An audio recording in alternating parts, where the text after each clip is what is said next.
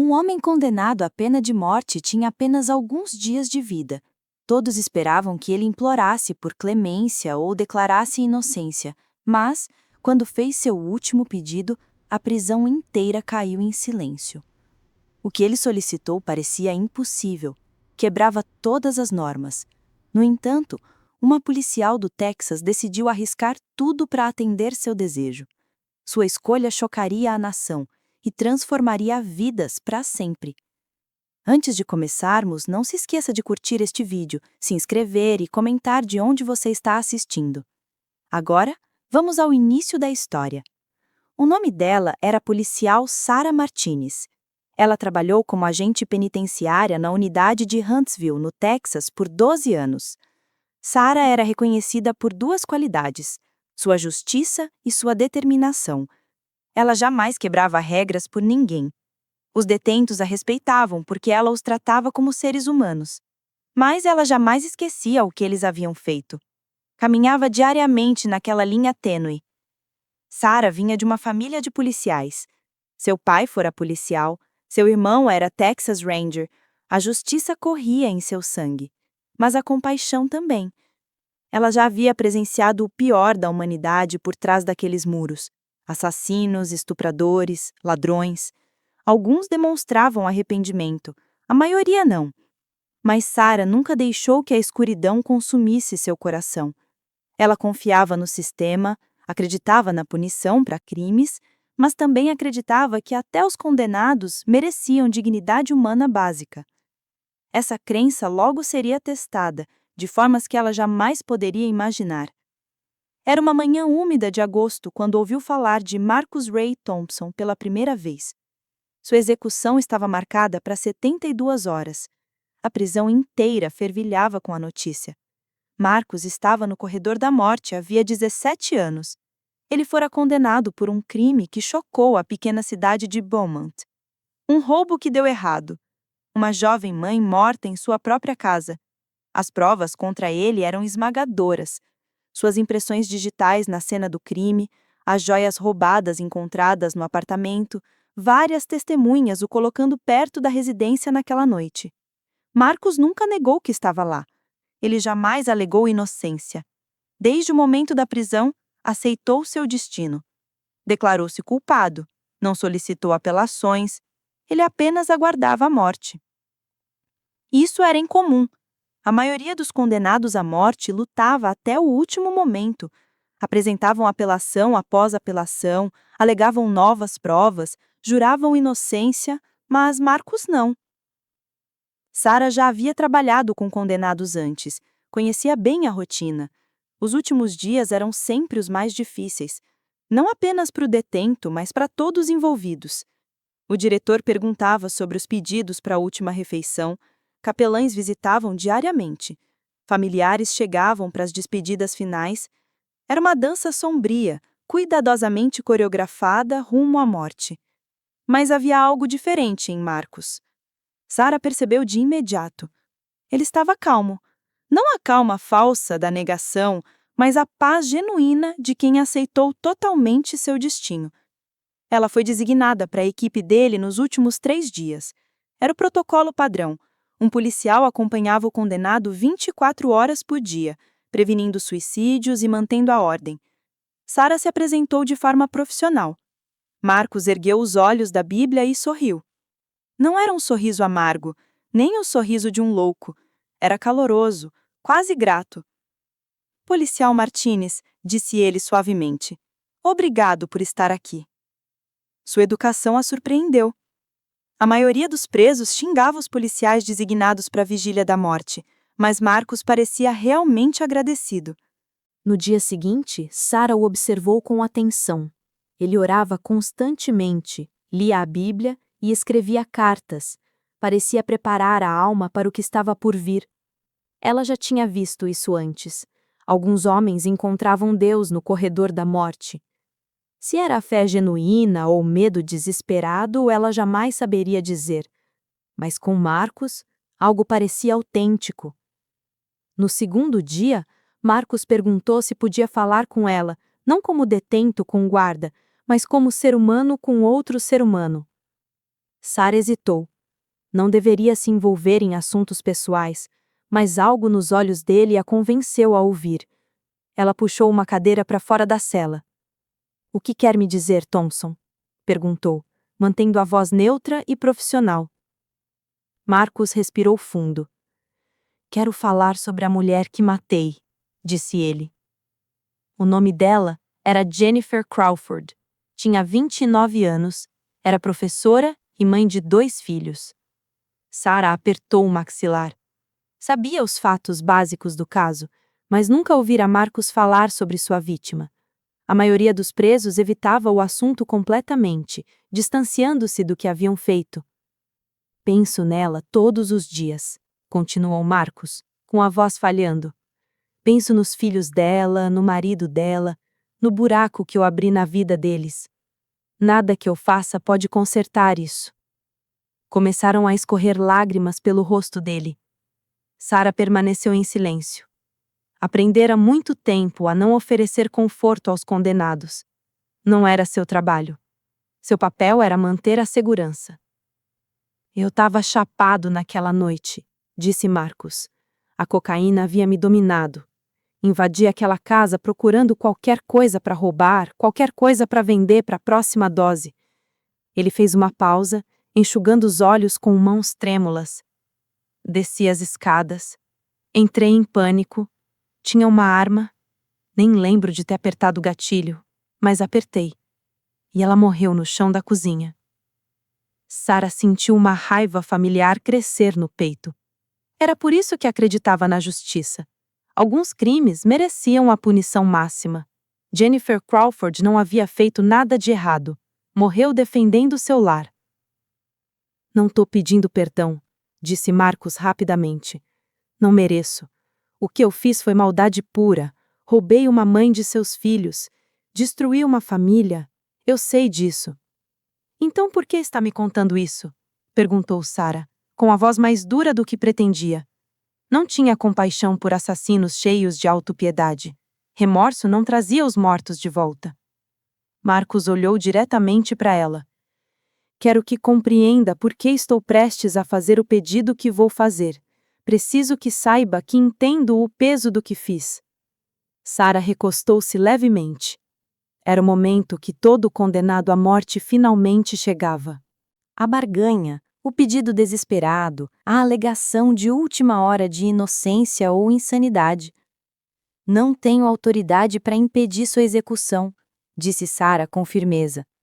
"Se você está prestes a me pedir ajuda para entrar com algum recurso, não posso fazer isso. Não é parte das minhas funções." "Não é isso que eu estou pedindo", respondeu Marcus. Sua voz agora soava firme, resoluta. "Não quero que você salve a minha vida. Minha vida vai acabar. Eu aceito isso. Eu mereço isso." Sara franziu o senho. "Então o que você quer?" perguntou confusa. Se ele não estava em busca de perdão, o que poderia desejar dela? Marcus enfiou a mão debaixo do colchão fino e retirou um envelope lacrado. O papel estava gasto e amassado, como se tivesse sido manuseado inúmeras vezes. Ele o pressionou contra as grades. "Quero que entregue esta carta", disse ele. "Depois que eu me for. Quero que você a leve pessoalmente à família de Jennifer Crawford, ao marido e aos filhos dela." Sara encarou o envelope por alguns segundos. Sua mente disparou. Aquilo era totalmente contra o protocolo. Guardas não eram mensageiros. Eles não tinham contato com familiares das vítimas. Não era assim que o sistema funcionava. "Eu não posso fazer isso", respondeu Sara prontamente. "Você pode enviá-la pelo correio. A prisão permite correspondências finais. Você sabe disso. Já mandou cartas para sua própria família." "Eu tentei", disse Marcus. "Enviei 3 cartas à família Crawford ao longo dos anos. Todas voltaram sem serem abertas. Eles não querem saber de mim, e eu não os culpo." Ele empurrou o envelope ainda mais pelas grades. "Mas esta carta é diferente", afirmou. "Não é sobre mim. É sobre algo que eles precisam saber.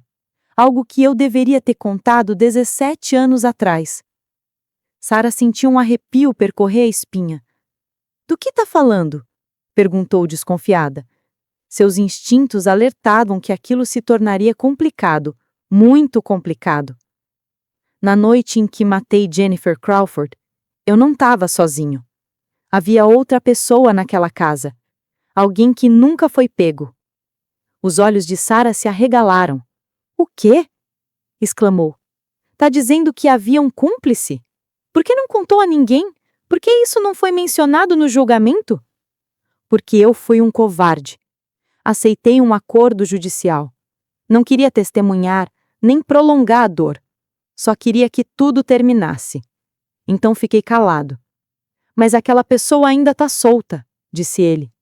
E a família Crawford merece conhecer a verdade. Merece saber que a justiça foi feita apenas pela metade. Sara levantou-se bruscamente. Seu coração acelerou. Se o que Marcos dizia fosse real, tudo mudaria. Aquilo não era apenas um último pedido, era uma confissão, novas evidências. Você precisa contar ao diretor, precisa avisar os detetives. Se há outra pessoa envolvida nesse assassinato, ela precisa ser capturada. Eu já tentei, disse Marcos com tristeza. Falei ao meu advogado há 2 anos.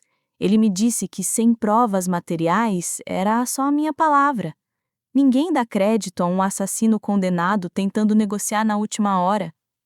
Ele levantou o envelope novamente. Mas esta carta contém detalhes, explicou. Nomes, descrições, tudo que ainda lembro. Se a família tiver essas informações, talvez consiga pressionar por uma nova investigação. Sara andava de um lado para o outro. Aquilo estava muito além de sua autoridade. Era um labirinto jurídico. Mas ela também conhecia o funcionamento do sistema. E Marcos tinha razão. Ninguém ouviria um homem no corredor da morte agora. Por que você ficou calado por 17 anos? Exigiu Sara. Por que proteger alguém que te ajudou a tirar a vida de uma mulher inocente? Isso não faz sentido. Marcos fechou os olhos. Porque eu tinha medo, respondeu.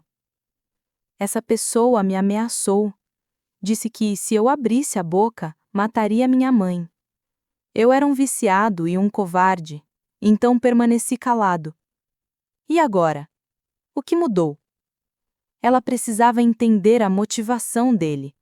Aquilo era sincero ou apenas uma manipulação?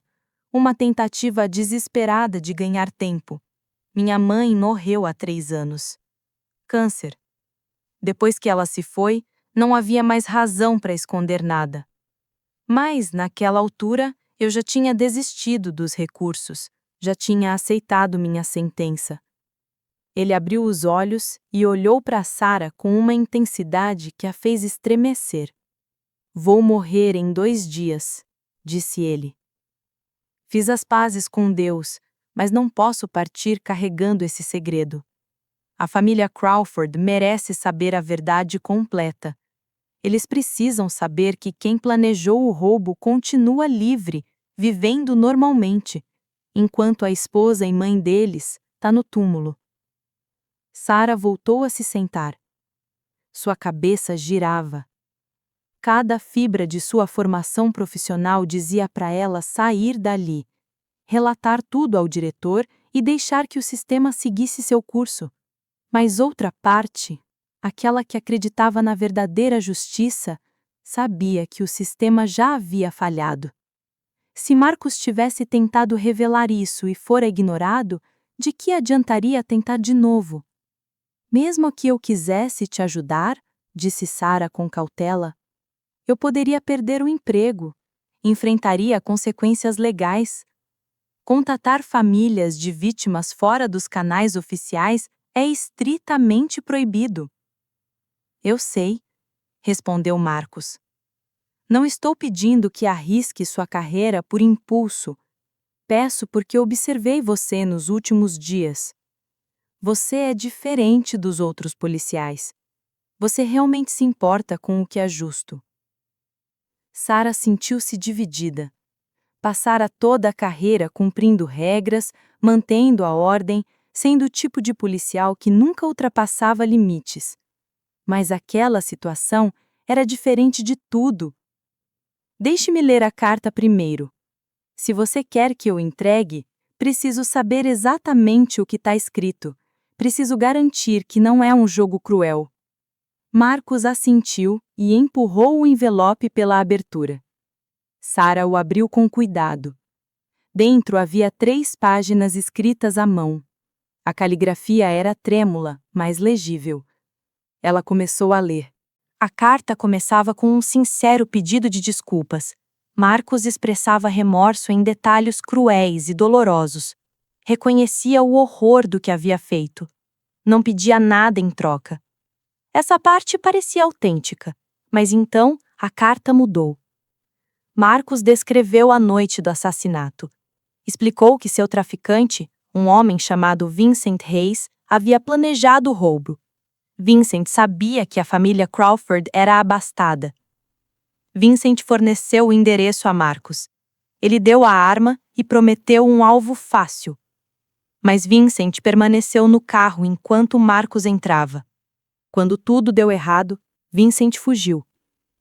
Marcos ofereceu uma descrição física detalhada de Vincent Hayes: altura, peso, sinais distintivos. Ele também listou o bairro onde Vincent morava 17 anos atrás. Era específico, detalhado e confiável. A carta terminava com um apelo. Marcos pediu à família Crawford que levasse a informação à polícia, exigisse uma nova investigação e garantisse que todos os responsáveis pela morte de Jennifer enfrentassem a justiça. Sara dobrou a carta cuidadosamente e a guardou de volta no envelope. Suas mãos tremiam levemente. Se essa informação fosse verdadeira, um assassino havia estado em liberdade por 17 anos. Isso era inaceitável. "Por que eu deveria acreditar em você?" perguntou Sara. "Você está no corredor da morte há quase 2 décadas. Pode estar inventando isso. Pode estar tentando causar caos. Dê-me um motivo para confiar." Marcos a encarou. "Porque não tenho nada a ganhar", disse ele. "Simplesmente. Vou morrer de qualquer jeito. Isso não me ajuda, não me salva. Isso é sobre eles, sobre a família Crawford." Fez uma pausa. "E sobre a verdade", acrescentou. "Convivi com mentiras por 17 anos. Não quero morrer com elas. Mesmo que ninguém acredite em mim, mesmo que nada aconteça, preciso dizer a verdade." Sara se levantou novamente. Precisava pensar, precisava rezar, precisava descobrir o que era certo fazer, porque naquele momento o certo e o legal não eram a mesma coisa. "Preciso de 24 horas", disse ela. "Não prometo nada, mas vou refletir. É tudo o que posso oferecer agora." Marcos assentiu, aliviado. "Obrigado", disse ele. "Isso é mais do que mereço." Naquela noite, Sara não conseguiu dormir. Revirou-se no pequeno apartamento sem parar de pensar em Jennifer Crawford, em seus filhos crescendo sem mãe e na possibilidade de que a justiça estivesse incompleta.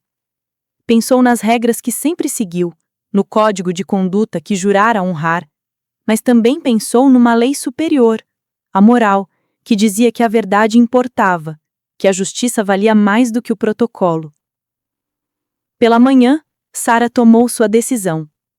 Era arriscado, imprudente, contra todas as regras, poderia arruinar sua carreira, mas era o certo a fazer. Ela entregaria a carta. Passaria a informação à família Crawford. Voltou à cela de Marcos ao amanhecer. "Eu farei isso", disse baixinho. "Depois da sua execução, levarei a carta à família Crawford. Entregarei pessoalmente. Garantirei que recebam a informação." Os olhos de Marcos se encheram de lágrimas. "Obrigado", sussurrou. "Você não tem ideia do que isso significa. Está me dando a única redenção que terei." Sara assentiu. "Mas eu não estou fazendo isso por você", disse com firmeza. "Estou fazendo por Jennifer Crawford. Estou fazendo porque se houver a mínima chance de outra pessoa estar envolvida, A família dela merece saber. Eles merecem justiça completa. Marcos sorriu entre lágrimas. Eu entendo, disse, e é exatamente por isso que você é a pessoa certa. O dia seguinte foi o da execução de Marcos. Sarah permaneceu com ele até o fim. Ele estava sereno. Rezou. Agradeceu novamente. Quando o conduziram à cama de execução, caminhou com dignidade. Sarah observou da sala de observação enquanto Marcos recebia a injeção letal. Suas últimas palavras foram um pedido de desculpas à família Crawford. Pediu misericórdia a Deus e então se foi. A execução havia terminado. A justiça, segundo o estado do Texas, fora feita. Mas Sarah sabia que a história não estava concluída. Tinha uma promessa a cumprir, uma carta a entregar. 3 dias depois, Sarah dirigiu até a pequena cidade de Beaumont. Havia feito sua pesquisa. Sabia onde David Crawford, viúvo de Jennifer, ainda morava. Ele nunca se casara novamente e criara os filhos sozinho. O coração de Sarah disparou quando bateu à porta. Estava a paisana. Tirara um dia de folga do trabalho. Se alguém na prisão descobrisse, seria demitida imediatamente. A porta se abriu. Um homem de cerca de 50 anos estava ali. Cabelo grisalho, rosto marcado por uma tristeza que nunca se curou completamente. "Posso ajudá-la?" perguntou, cautelosa. "Meu nome é Sarah Martinez", disse ela. "Fui a agente penitenciária de Marcos durante seus últimos dias. Tenho algo para você. Algo que ele me pediu para entregar." O rosto de David endureceu. "Não quero nada daquele homem", disse friamente. "Ele matou minha esposa. Destruiu minha família. Não quero nada dele." "Eu entendo", disse Sarah suavemente. "Quase não vim. Mas isto não é sobre Marcus Thompson. É sobre sua esposa, sobre Jennifer, sobre a verdade do que aconteceu naquela noite." A expressão de David mudou levemente. "Do que está falando?" "Sabemos o que aconteceu. Houve um julgamento. Ele confessou. Que verdade ainda resta?" Sarah estendeu o envelope. Marcos disse que havia outra pessoa envolvida. Um cúmplice. Alguém que nunca foi capturado. Ele forneceu detalhes, nomes, descrições, informações que poderiam levar à prisão. David olhou para o envelope como se pudesse explodir. Por que ele não contou isso antes? Por que esperar até estar prestes a morrer? Parece manipulação, um jogo. Foi o que eu também pensei. Mas eu li a carta. Os detalhes são precisos, críveis, e Marcos não tinha nada a ganhar. Ele já está morto. Isso não o beneficia, mas pode ajudar você. As mãos de David tremiam ao pegar o envelope. Abriu-o lentamente. Sarah observou enquanto seus olhos percorriam as páginas. Primeiro veio uma raiva. Depois a descrença. E então algo mais. Reconhecimento. "Vincent Hayes", sussurrou David. "Eu conheço esse nome." O coração de Sarah disparou. "Você conhece?" perguntou ela. "De onde?" David olhou para ela, pálido. "Eu trabalhava na escola", disse. "Era zelador na escola primária onde Jennifer lecionava. Ela falou dele algumas vezes. Dizia que ele a deixava desconfortável, sempre perguntando sobre nossa casa, sobre nosso bairro." A voz de David ganhou força. "Eu disse a ela para denunciá-lo", contou. "Mas ela se sentiu mal, falava que ele estava apenas solitário.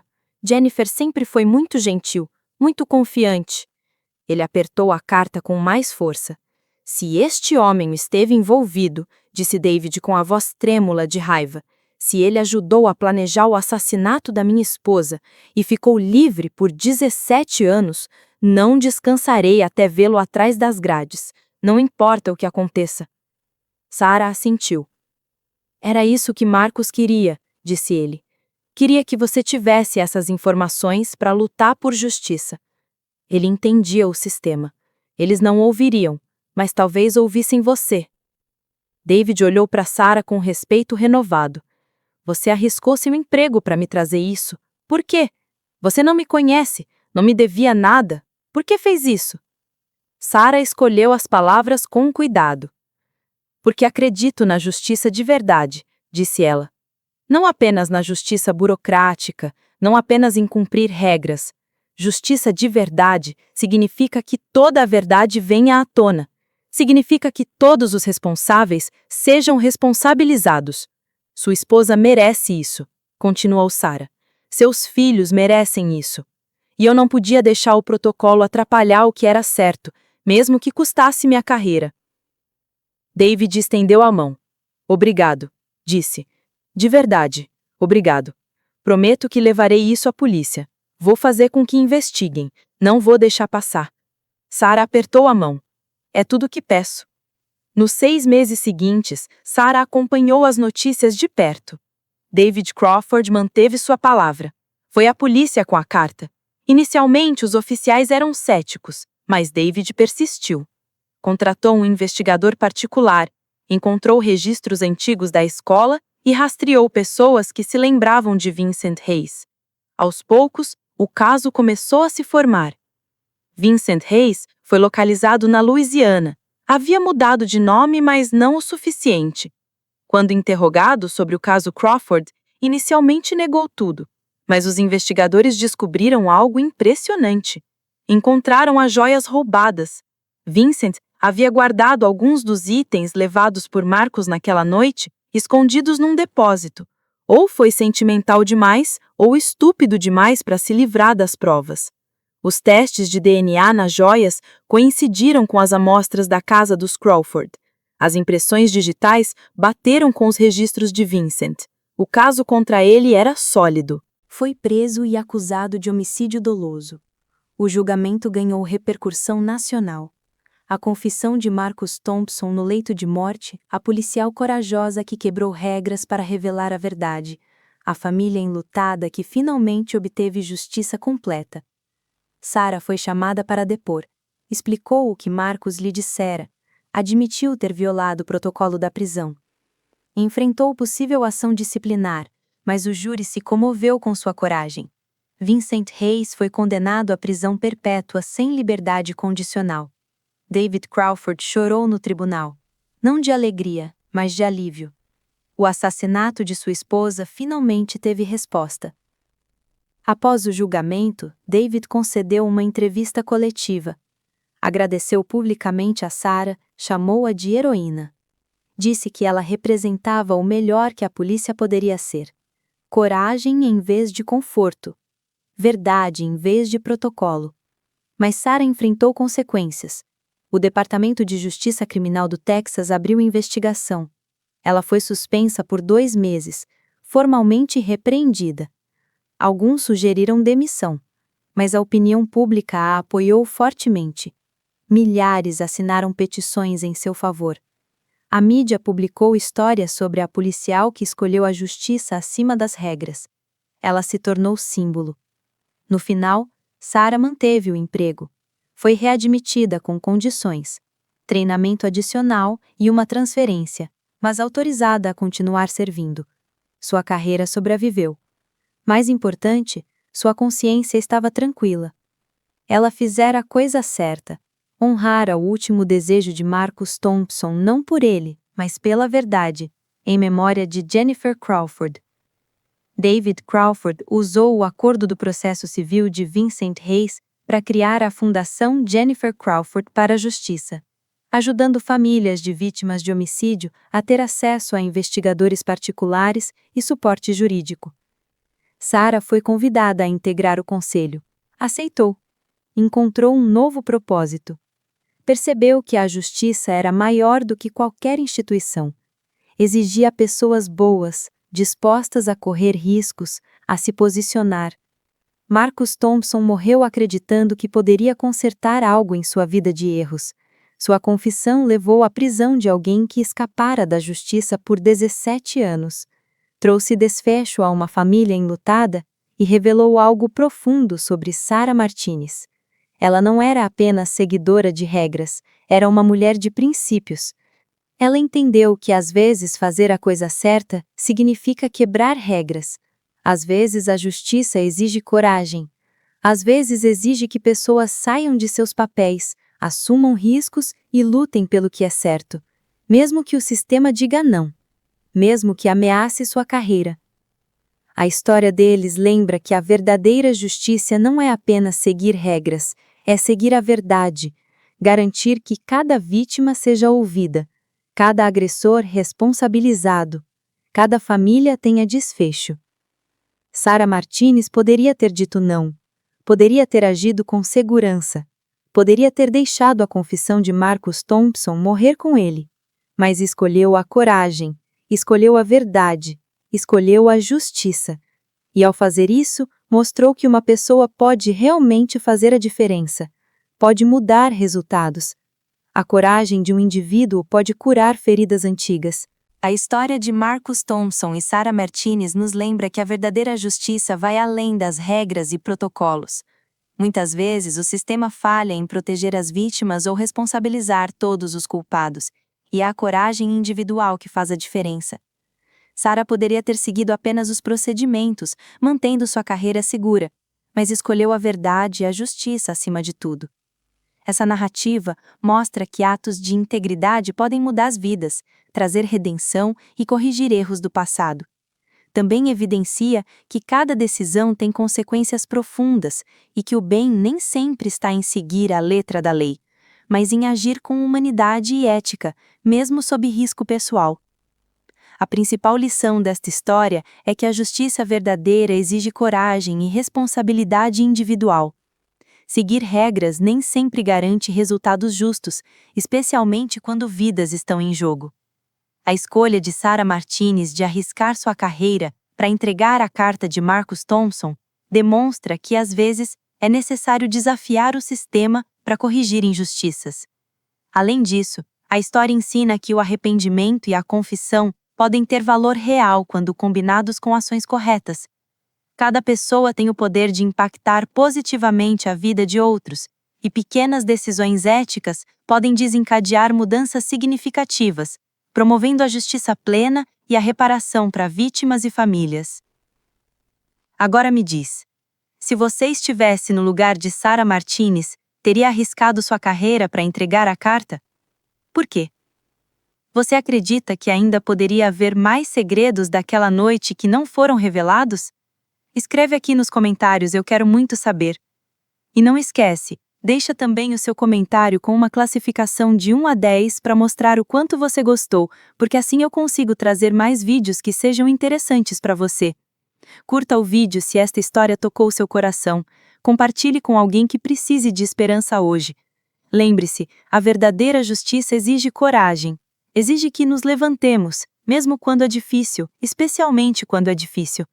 No final, somos julgados não apenas pelas regras que seguimos, mas pela coragem demonstrada quando regras não bastam, pelas vezes em que escolhemos o certo em vez do fácil.